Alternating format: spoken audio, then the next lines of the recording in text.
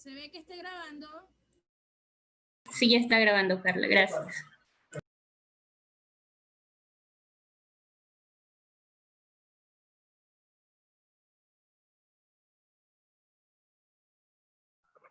Listo, ya puedes compartir, Cristo.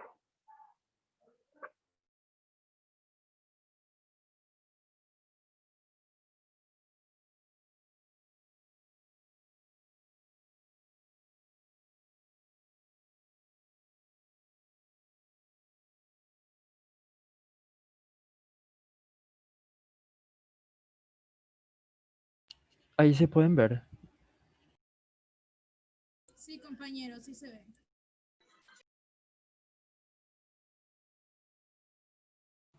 Ya, ok, entonces la doctora nos avisa para poder empezar. Sí pueden empezar. Gracias.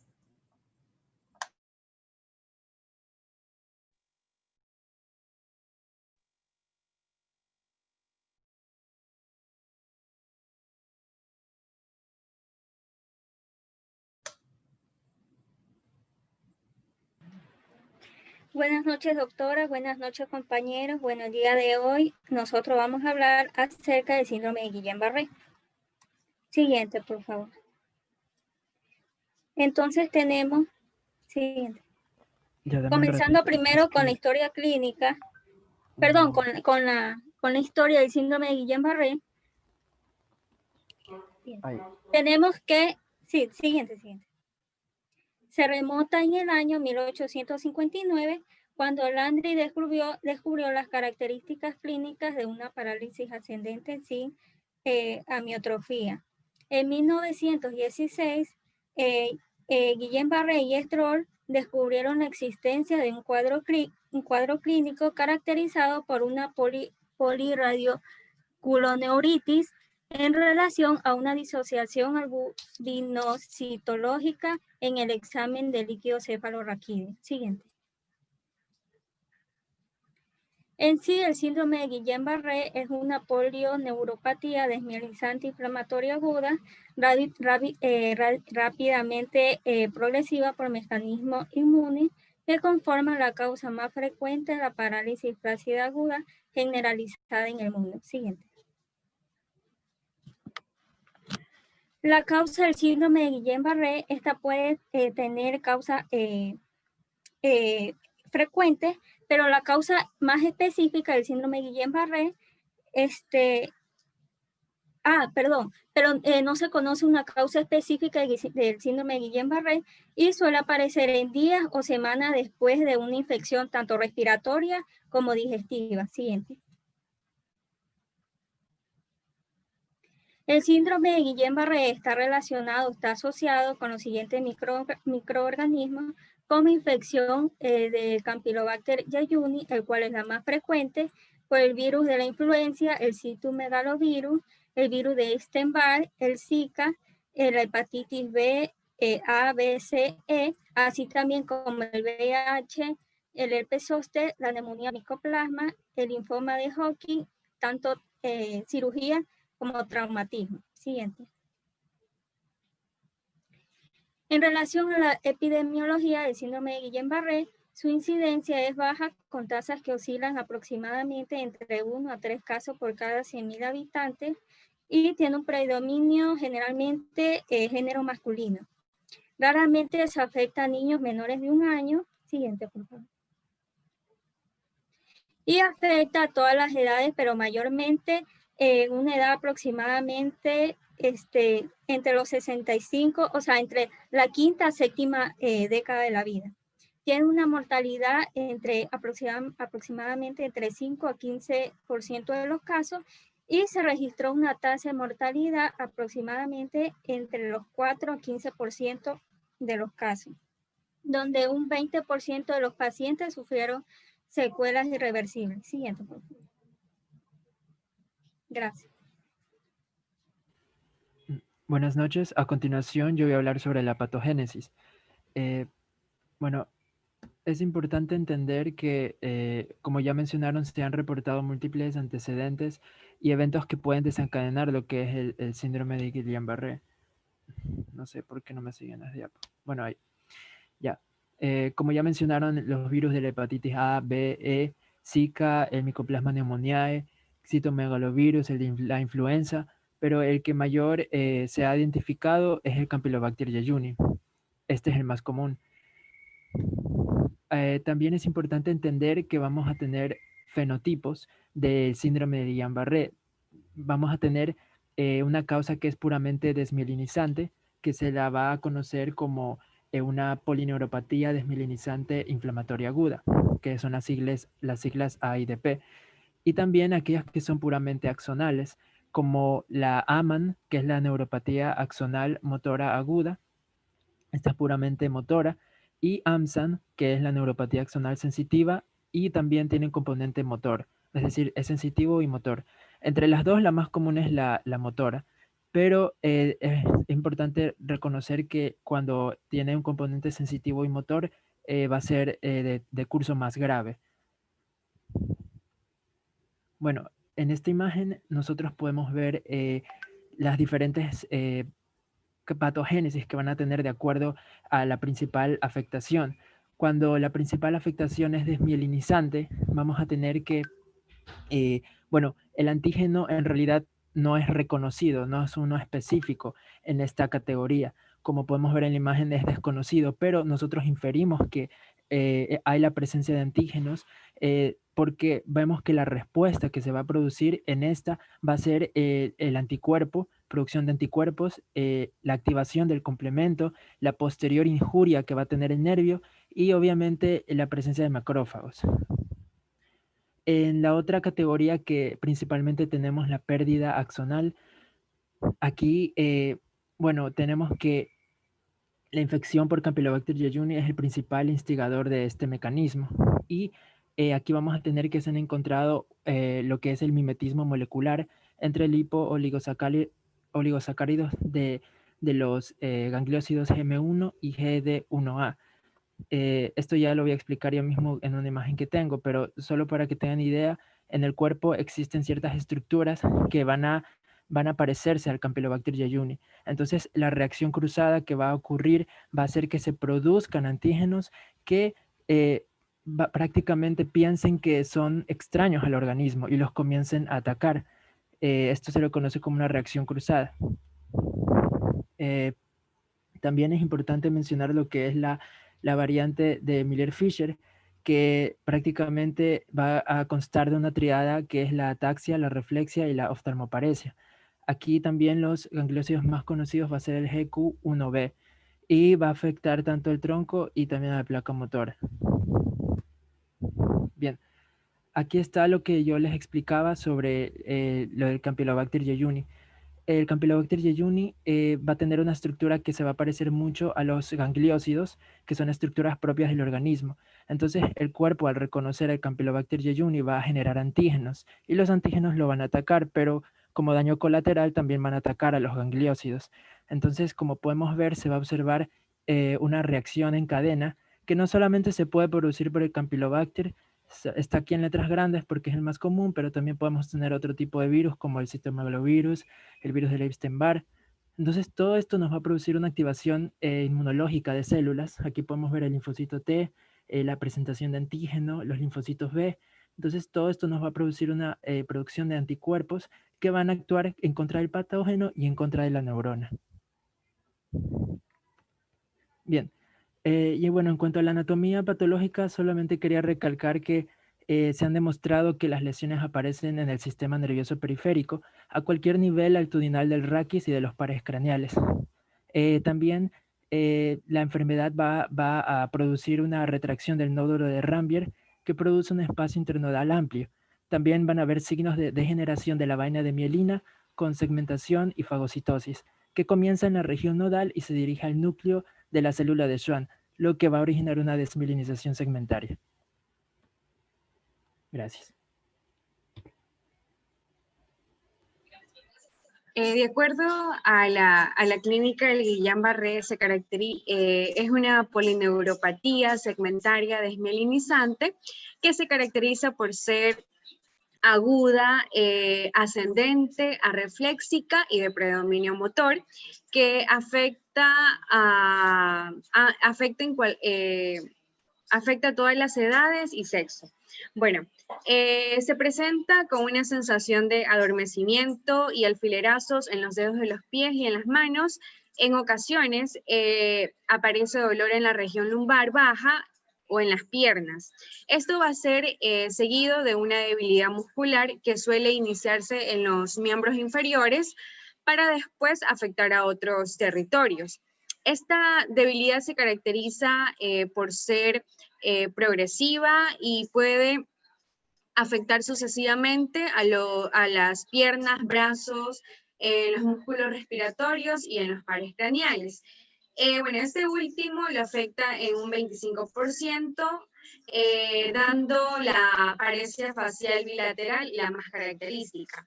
Además de debilidad de los músculos de la deglución, fonación y masticación. Siguiente.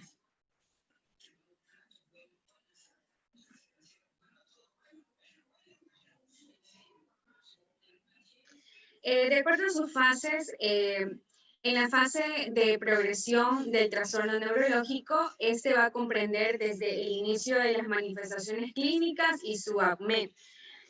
Bueno, va a tener una duración que pueden ir de horas hasta las 4 semanas con un promedio de 8 días.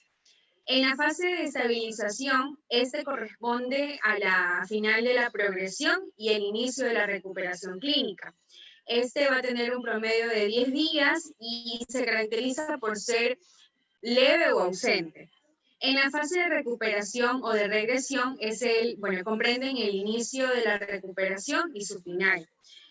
Bueno, se caracteriza por defectos neurológicos que si van a persistir se los considerarían como secuelas. Y tiene un promedio de un mes, que esto va a variar según la gravedad y la extensión del daño. Siguiente. Bueno, en un 80% tenemos que los pacientes van a tener una recuperación completa, pero con déficit pequeño. En un 10 al 15% van a tener, las secuelas van a ser permanentes y el resto morirá a pesar de los cuidados intensivos. En las causas de mortalidad están lo que es el distrés respiratorio agudo, una neumonía nosocomial, una broncoaspiración y un trombolismo pulmonar. Siguiente. Los factores de mal pronóstico, bueno, van a ser una edad mayor a 60 años, la progresión de la enfermedad que sea rápida, menor a 7 días, extensión y severidad del daño axonal, una amplitud motora distal media menor al 20% de lo normal. O también que posea una enfermedad cardiorrespiratoria preexistente y además de un tratamiento tardío.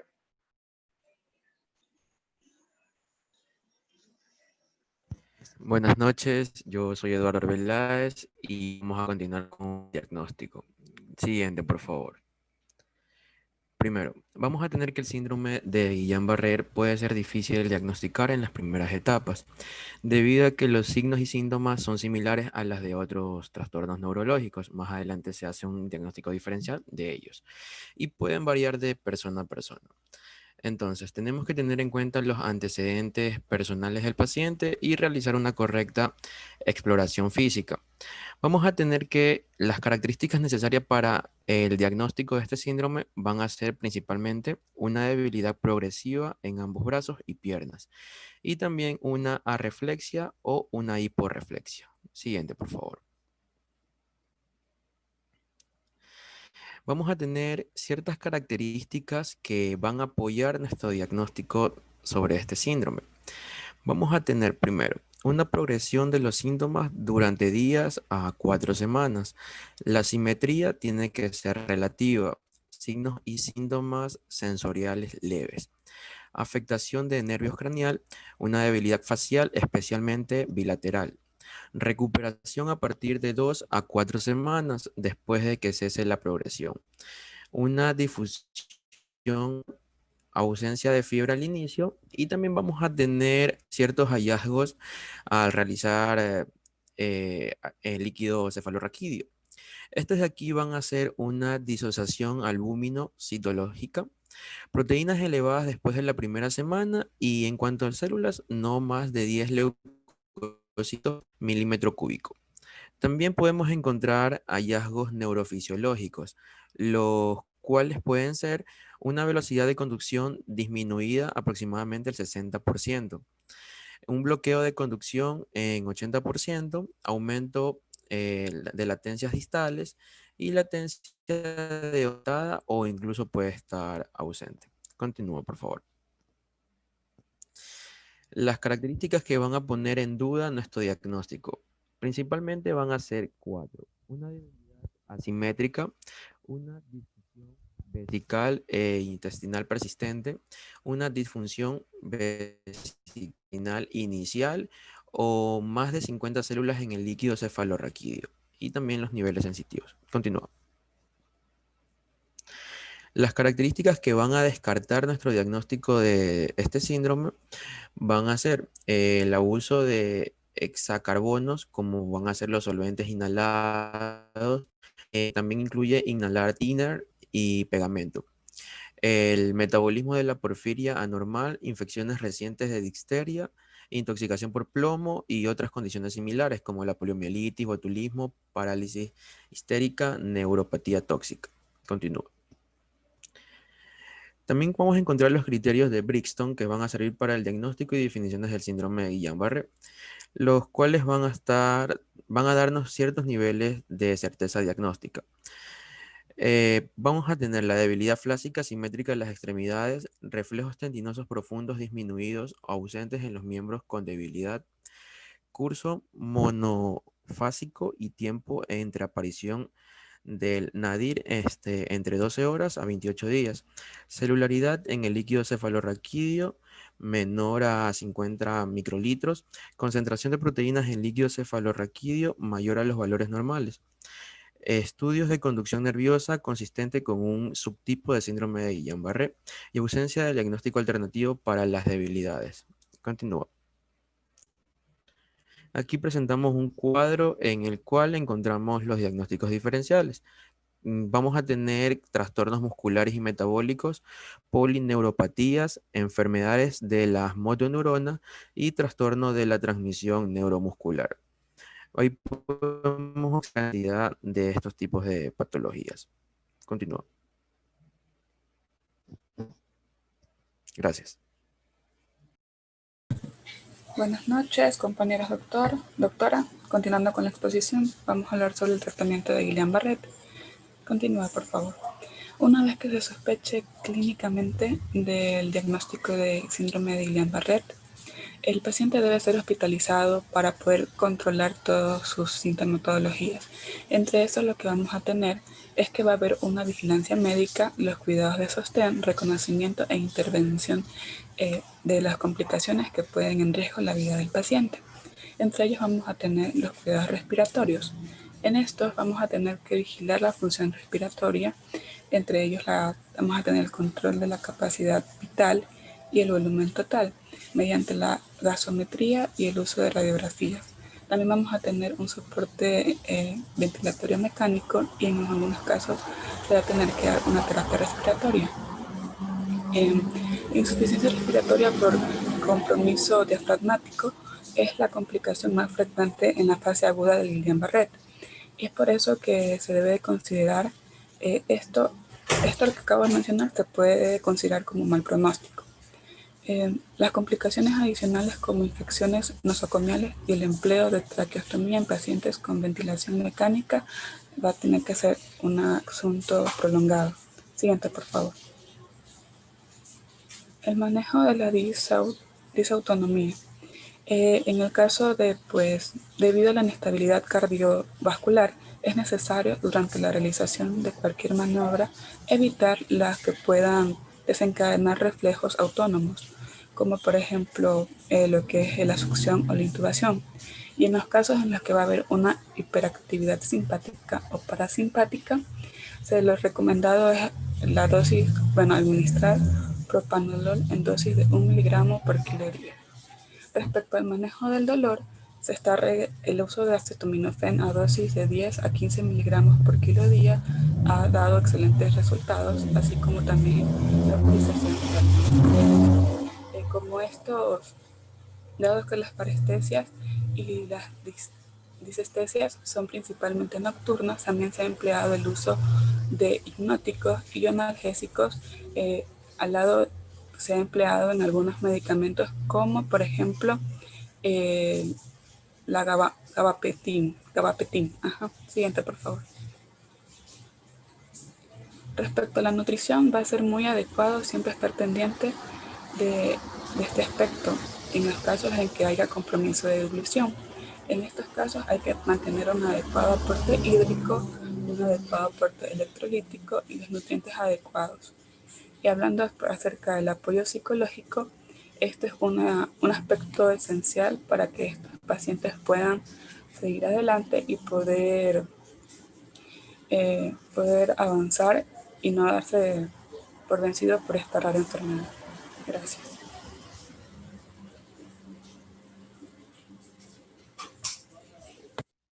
Ya, buenas noches, doctora, compañeros. ¿Sí se me escucha?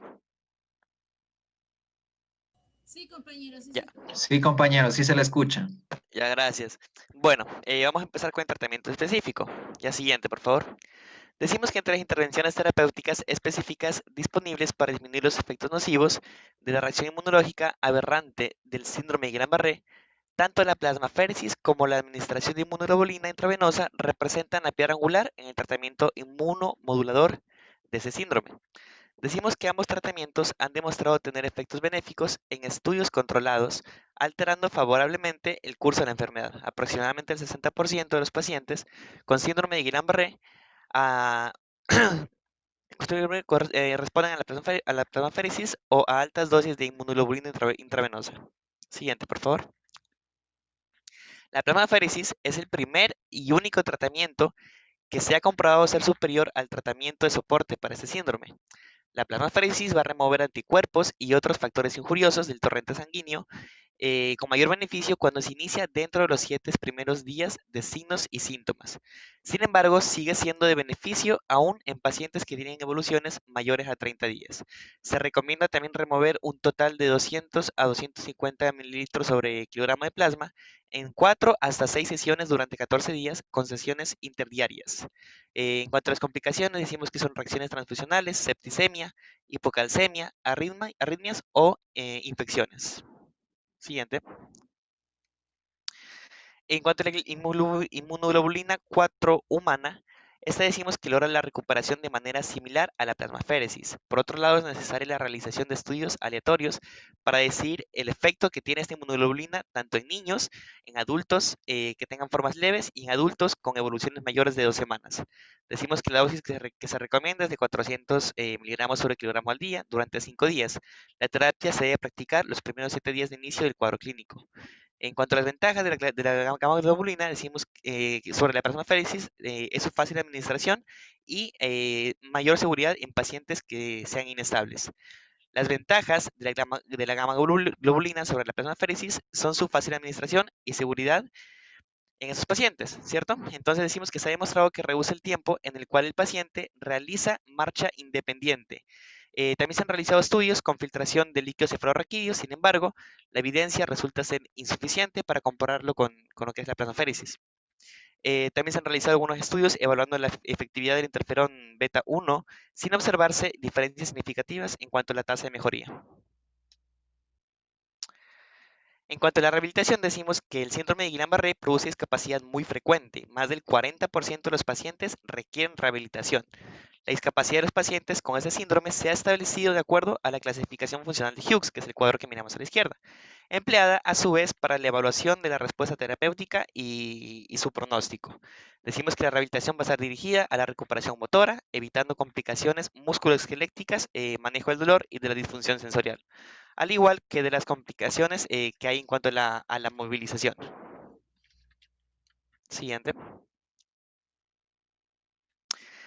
Y su pronóstico, decimos que los pacientes infantiles con este síndrome tienen un mejor pronóstico que los adultos y un menor índice de secuelas, estas aquí van a ser menores, y la mayoría de los pacientes se recuperan espontáneamente. En cuanto a la recuperación, decimos que tarda semanas, incluso meses. Un 5 al 10% mostrará también secuelas importantes. Decimos que durante la evolución, el 65% va a presentar secuelas menores, principalmente pies caídos y parestesias distales. Luego de un año, el 18% presenta incapacidad para correr, 4% para la marcha y 4% requieren soporte ventilatorio. Un 15% de los pacientes no tendrán ningún déficit residual y más de 2/3 tienen recuperación completa. La mortalidad va a variar del 3 al 8%, pero se eleva hasta el 20% en los pacientes que tengan ventilación mecánica. Gracias.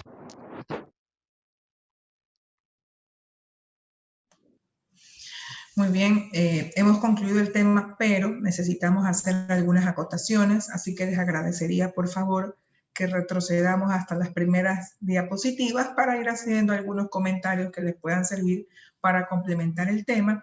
Y voy a interactuar con los compañeros que han presentado el tema. Entonces comenzamos con la primera parte. Por favor, continúen con las diapositivas.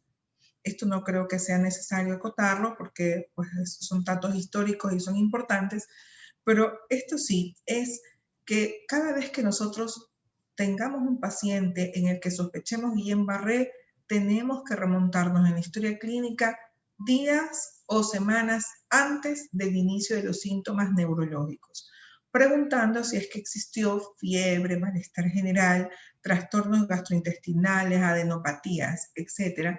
En fin, cualquier síntoma que nos haga sospechar de algún germen probable. Por ejemplo, si es síntoma gastrointestinal, como su compañero lo indicó, el Campylobacter jejuni va a ser el germen que va a producir con más frecuencia Guillain-Barré. Y posteriormente, su compañero acotó, ¿por qué? Porque tiene una estructura similar a los gangliósidos y por lo tanto el sistema inmune va a reconocerlo como un agente extraño al Campylobacter, pero al mismo tiempo, por esta respuesta inmune, va a atacar a esta estructura propia. Entonces, como importante, recordar que siempre debemos de hacer el interrogatorio en función a infecciones previas al inicio de los síntomas motores. Continuemos. Solo voy a acotar.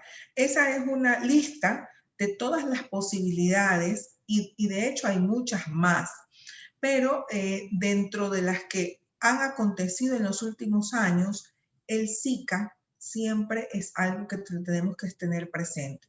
En América Latina, en los últimos 5 años, comenzaron a presentar un incremento irregular en cuanto a la presentación de síndrome de Guillain-Barré. Pasó en Brasil y fue reportada, pasó en Venezuela y fue reportada, en Colombia fue reportada, en Perú y en Chile fue reportada y Ecuador no reportó. Entonces sería raro pensar que aquí no lo tuvimos. Nosotros también presentamos un incremento de Guillain-Barré, pero lamentablemente por temas de que no fueron adecuadamente reportados y retirado la muestra para saber si pertenecían o no, o si eran parte o no de Zika, nunca lo pudimos como país demostrar. Pero sí, en la práctica les puedo indicar que era un tipo de Guillain-Barré diferente. Como sus compañeros lo mencionaron, el Guillain-Barré puede atacar a la mielina, que es la cobertura de estructura más bien lipídica alrededor de los nervios. Y el axón, por supuesto que constituye la parte central, como ustedes lo recuerdan. Entonces, el Guillain-Barré puede generar alteraciones o axonales o lesiones a nivel de la mielina. En el caso de Zika, era mucho más de predominio axonal, de compromiso o lesión axonal, que de compromiso desmielinizante. Por lo tanto, estos pacientes que de pronto comenzaron a presentar Guillain-Barré progresaban rápidamente hacia el ventilador mecánico y hacia presentar disautonomías, a diferencia de los Guillain-Barré que habíamos visto previamente que probablemente se debieron a Campylobacter o algún germen-bacter, otro germen viral que no fuera Zika. Otra cosa interesante con respecto a Zika, que obviamente como era una lesión más bien axonal, la recuperación era más lenta. Como sus compañeros en las diapositivas lo presentaron, no sé si vamos avanzando en las diapositivas para ir complementando en función a lo que estábamos viendo, se puede presentar en niños o en jóvenes. Aquí vamos a detenernos un momentito. Como en otras diapositivas indicaban que hay periodos, ¿no? Y que Guillain-Barré lo podemos encontrar desde pocos días hasta una progresión que puede durar 12 semanas más o menos. Es decir, que no todo el paciente, todo paciente que tenga Guillain-Barré va necesariamente a ir hacia ventilador mecánico, ¿ya? Entonces, eso luego lo acoto un poco más al final. Me llamó mucho esta imagen porque si ustedes se fijan, indica de una manera muy acertada cuando la lesión es netamente desmielinizante. Ustedes observarán estos antígenos desconocidos, qué sé yo, y cómo se produce que están sobre la vaina de mielina. Y en la siguiente imagen, en la imagen central, en la número 2, por decirlo así, está justamente atacando al axón. Entonces, esta es una forma gráfica de que ustedes no olviden cuándo es de predominio desmielinizante o cuándo es de predominio axonal. Y adicional, que me generó mucha curiosidad, pero bastante interesante, es justamente la variante de Miller-Fisher. ¿Por qué se los menciono? ¿Cuál es la presentación típica de Guillain-Barré? La presentación típica es una debilidad, sobre todo de miembros inferiores, que va de distal a proximal, es decir, de pies hacia miembros superiores, desde los pies, piernas, muslos, abdomen, tórax y miembros superiores, es decir, que va ascendiendo. Es una debilidad ascendente, ¿sí? Y que está caracterizado, cuando se afectan los pares craneales, por una parálisis facial bilateral. Eso es lo típico. Y cuando se examina el paciente, vamos a observar arreflexia o hiporreflexia. No más. Ese es el síndrome de Guillain-Barré típico. Pero como parte de las variantes de Guillain-Barré, tenemos el síndrome de Miller-Fisher, que además de lo que les acabo de mencionar, se suman oftalmoplegia, que es trastornos en los oculomotores. También van a tener estos pacientes ataxia o trastornos cerebelosos, sumados a los síntomas que previamente mencioné. Y que tienen el componente de que hay un ataque al GQ1B, que tenemos que tenerlo en consideración porque podríamos en algún momento solicitarlo y determinar si es positivo o no, y nos confirmaría más el Miller-Fisher. Lamentablemente eso no es algo que esté a nuestro alcance en nuestro medio, pero con la clínica pues ya podríamos determinar si es o no es Miller-Fisher. Continuemos por favor con las siguientes diapositivas. Para acotar, creo que su compañero lo explicó de una manera muy clara. No me voy a detener con respecto a la fisiopatología. Por favor, con las siguientes diapositivas. También esa parte de su compañero lo preparó de una manera muy correcta. Con respecto al cuadro clínico, primero tenemos que tener claro el cuadro clínico típico, que es el que les acabo de mencionar, porque todo lo que se salga de ese cuadro clínico típico debemos de buscar tal vez otras causas. En ese cuadro clínico típico que yo les mencioné, puede ir una progresión que afecte o no la función respiratoria, que esa es la situación más grave.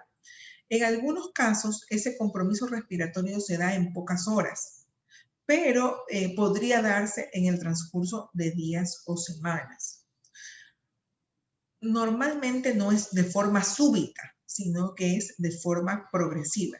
Y existen síntomas, por ejemplo, debilidad cervical, trastorno en la deglución, dificultad para soplar, que aunque no son pruebas, digamos, cuantitativas, sí son pruebas cualitativas, clínicas, que nos permiten inferir que ese paciente podría tener una insuficiencia respiratoria posterior. ¿Ya? Eso con respecto al cuadro clínico.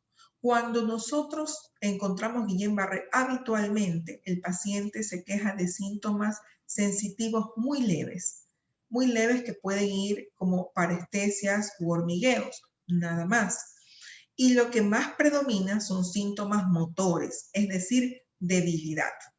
Dentro de esta debilidad, nosotros encuadramos esta debilidad en un síndrome de neurómana motora inferior, porque recuerden que en el síndrome de Guillain-Barré nosotros tenemos un síndrome caracterizado por una alteración a nivel de las raíces. Por eso esta es una polirradiculoneuropatía. Y por lo tanto, todo lo que tiene que ver con síndrome de neurona motora periférica se caracteriza, además de debilidad, de hipo o arreflexia, hipotonía, ausencia de Babinski. Hasta allí creo que está claro. ¿Qué pasa si nosotros cuando examinamos al paciente encontramos nivel sensitivo, hiperreflexia, Babinski o sus sucedáneos? Ya descartamos Guillain-Barré y más bien pensamos que es un problema a nivel de la médula, una mielopatía. ¿Y por qué es importante esto? Es importante porque estamos frente a dos situaciones distintas. Los problemas de la médula también se pueden dar de forma aguda o subaguda, al igual que el Guillain-Barré, que puede darse de forma aguda o subaguda. Pero el examen físico nos va a dar básicamente el camino. Como parte, podemos avanzar en las diapositivas para poder seguir acotando en relación a eso. Bueno, cuando se pueda van avanzando para poder ir acotando en función a las diapositivas. Sí, solo es que se me queda lento. Por eso. Ya, bueno, no se preocupe. Hasta eso les sigo comentando. Así como también nosotros tenemos alteraciones en la médula que nos pueden hacer confundir con Guillain-Barré, también pueden haber alteraciones a nivel de la unión neuromuscular, como el botulismo, como una crisis de miastenia, que nos pueden hacer confundir con Guillain-Barré. Entonces, ¿de qué cosas tenemos que descartar, además de los tóxicos que allí se mencionaron? ¿Cuáles son los diferenciales desde el punto de vista neurológico que podríamos tener? Desde el punto de vista neurológico podemos tener una mielopatía, es decir, un problema en la médula, una neuropatía, que es solamente en los nervios periféricos, adicional, trastornos en la unión neuromuscular, y de estos, las crisis de miastenia y el botulismo son las cosas que debemos de descartar, y allí también hay un cuadrito donde dicen enfermedad de la motoneurona. Sí, porque la esclerosis lateral amiotrófica también pudiera ser parte del diagnóstico diferencial, pero en la esclerosis lateral amiotrófica nosotros vamos a encontrar hiperreflexia. ¿Ya? Entonces, un poco esto, de manera general, cómo podemos hacer el diagnóstico diferencial desde el punto de vista clínico o examen físico, básicamente. Luego de que pasamos del examen físico, tenemos que ir a corroborar el diagnóstico. Y allí tenemos dos limitantes. Una limitante es el tiempo. ¿Por qué? Porque las alteraciones en el líquido cefalorraquídeo, es decir, la disociación albumino-citológica característica, que es parte del apoyo diagnóstico, es mucho más evidente después del séptimo día. Pero nosotros no podemos esperar 7 días para dar tratamiento para una condición que pudiera llevar a un paciente a un paro respiratorio. Lo siguiente, la electromiografía y la velocidad de conducción, que es el electrodiagnóstico, nos da alteraciones más claras también después del séptimo día. Entonces, básicamente, el diagnóstico de Guillain-Barré va a ser clínico. Y cuando nosotros podamos corroborar por exámenes complementarios, va a ser probablemente después de una semana. Pero nosotros no vamos a esperar una semana para poder iniciar el tratamiento. ¿Ya? El tratamiento básicamente es el uso de plasmaféresis o inmunoglobulinas. ¿Ya? En cuanto a la plasmaféresis y a las inmunoglobulinas, vamos a tener que los dos tratamientos, los dos, han demostrado su efectividad. Prácticamente dan los mismos índices de mejoría en el paciente. ¿Cuál es el que debemos de usar? Debemos usar el que tengamos disponible en el centro o en el hospital en el que nos encontramos laborando. ¿Y cuál es más caro? Los dos son igual de caros. Si tuviéramos los dos, ¿cuál elegiríamos? Elegiríamos el que nos dé menos riesgo inicial. ¿Cuál nos da menos riesgo inicial? El uso de inmunoglobulinas. Porque para usar inmunoglobulinas yo únicamente necesito una vía periférica y tener disponible el fármaco. ¿Cuál es la dosis de inmunoglobulinas? 0.4 miligramos por kilo, y eso se va a administrar, como su compañero lo indica, 5 días. 400 miligramos es igual a 0.4 miligramos por kilo día. ¿Ya? Si esto no funcionara, estoy hablando en el escenario en el que tengamos disponibles los dos, tendríamos que esperar un día para iniciar plasmaféresis. ¿Cuándo es el mejor momento para iniciar el tratamiento? Inmediatamente después de diagnosticarlo. Es decir, que no vamos a esperar que el paciente esté en insuficiencia respiratoria para en ese momento iniciar el tratamiento. Debemos evitar en lo posible que el paciente esté con insuficiencia respiratoria, y peor, que vaya a ventilador mecánico. Porque cuando un paciente va a ventilador mecánico, no solamente vamos a tratar la enfermedad que lo llevó a ese momento, sino que probablemente después tengamos que tratar al paciente por una neumonía asociada al ventilador. Entonces, en teoría, por Guillain-Barré, el paciente no tiene una alta mortalidad si nosotros podemos prevenir que el paciente vaya a ventilador, o si es que lo controlamos de forma adecuada cuando ya esté en ventilador. Sin embargo, existe una condición en la que el mismo síndrome de Guillain-Barré puede generar una alta mortalidad, que es cuando se altera el sistema nervioso simpático y parasimpático, que es lo que sus compañeros lo mencionaron como disautonomía. Sí se pueden presentar disautonomías, y estas disautonomías son las que pueden generar un paro cardiorrespiratorio, pueden dar sudoración profusa, taquicardias, bradicardias, incluso alteraciones en la temperatura corporal en algunos casos. ¿Ya? Entonces, en términos generales, nos enfrentamos a pocos síntomas sensitivos, a muchos síntomas motores que pueden ser progresivos y potencialmente discapacitantes y llevar a insuficiencia respiratoria, y a síntomas autonómicos que sí pueden comprometer la vida del paciente. Si nosotros controlamos los síntomas disautonómicos, si nosotros controlamos la insuficiencia respiratoria, el resto es esperar la evolución normal de la enfermedad. Y si usamos inmunoglobulinas y plasmaféresis, probablemente acortemos el tiempo en el que este paciente se encuentre hospitalizado. ¿De qué otras cosas nos tenemos que cuidar? Tenemos que cuidar a nuestros pacientes de la broncoaspiración, de la tromboembolia pulmonar, de las neumonías asociadas a ventilador y de las neumonías intrahospitalarias en manera general. De esas son las cosas en las que tenemos que cuidar a nuestros pacientes, y que sus compañeros mencionaron algo al respecto. ¿Sí? ¿Hay alteraciones en los exámenes de sangre? Por lo general no, se los hace simplemente para descartar otras posibilidades y ver si es que tenemos alguna otra cosa que compensar. ¿Sí? Por ejemplo, si a esto se le suma hipocalcemia o hipocalemia, que eso le da debilidad muscular a un individuo, pues tendríamos que...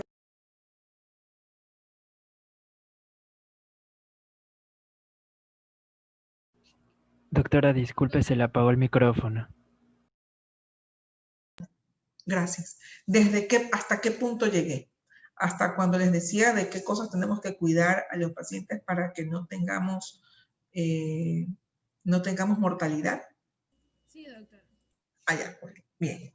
Eso básicamente era como que casi que al final. No sé si en este punto tengan ustedes alguna pregunta, algo que hay que aclarar, por favor. Yo, doctora, quería preguntarle sobre la dosis de inmunoglobulina. ¿Cuál era? ¿0.4? 0.4 miligramos por kilo día, que es igual que 400 miligramos. Oh, ya, doctora, está bien. Sí, es lo mismo, simplemente puesto de una medida diferente. Para hacer plasmaféresis necesitamos colocar un catéter de diálisis, ¿sí? y hacer los recambios de plasma. Actualmente, además de plasma, se utilizan recambios de albúmina. Y con esto estaríamos barriendo los anticuerpos que generen la lesión, tanto de la mielina como del axón, según sea el caso. Sí. ¿Alguna otra pregunta, por favor?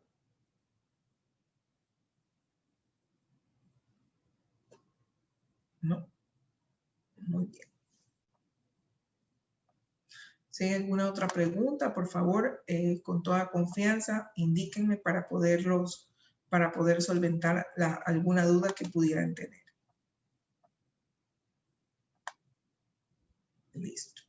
Bueno, espero que haya quedado aclarado el tema, que tengan clara la forma de presentación, más o menos qué buscar, cómo descartarlo. No sé si está claro lo que significa disociación albumino-citológica. ¿Ustedes tienen claro lo que significa disociación albumino-citológica? No, doctora. Esa disociación es que cada vez que uno hace una extracción de líquido cefalorraquídeo, en la misma proporción en la que nosotros encontramos proteínas, de la misma manera vamos a tener una elevada cantidad de células. Vemos células, vemos proteínas. En Guillain-Barré las células están bajas, hay muy pocas células y las proteínas están altas. Por eso se llama disociación albumino-citológica. Y por eso, cuando tenemos más de 50 células, obviamente descartando que no sea una punción lumbar traumática, entonces nosotros no sospechamos de Guillain-Barré porque tendríamos más de 50 células. Y que lo correcto sería muy poquitas células y muchas proteínas. Esa es la disociación albumino-citológica. ¿Ya? En un Guillain-Barré encontraremos hiperreflexia, hipertonía, Babinski, clonus, nunca, porque esto es un síndrome de neurona motora periférica. Eso siempre se lo estoy recalcando, porque a veces no tenemos cómo hacer una punción lumbar, no tenemos cómo hacer una electromiografía, pero si tenemos un martillo de reflejos, ya podemos nosotros diagnosticarlo. Listo. Bueno, no sé si no existe ninguna duda, ninguna pregunta, pues estaríamos concluyendo en este momento el tema. No se olviden, por favor, de enviarme las diapositivas los compañeros que acaban de hacer la presentación para poderla subir y en base a esas mismas diapositivas poder generar los cuestionarios y las preguntas. Eso no significa que los documentos que se han subido no se los va a revisar. Probablemente las cosas más grandes que estén dentro de esos documentos, las más relevantes, también sean consideradas como parte de sus preguntas. Listo. Eso sería todo. Les agradezco la presencia de ustedes y la presentación que han realizado sus compañeros. Y bueno, de aquí nos veríamos hasta la siguiente clase. Muchas gracias, doctor. Muchas gracias. Listo, doctora. Muchas gracias. Doctora, linda noche. Ustedes también. Que pasen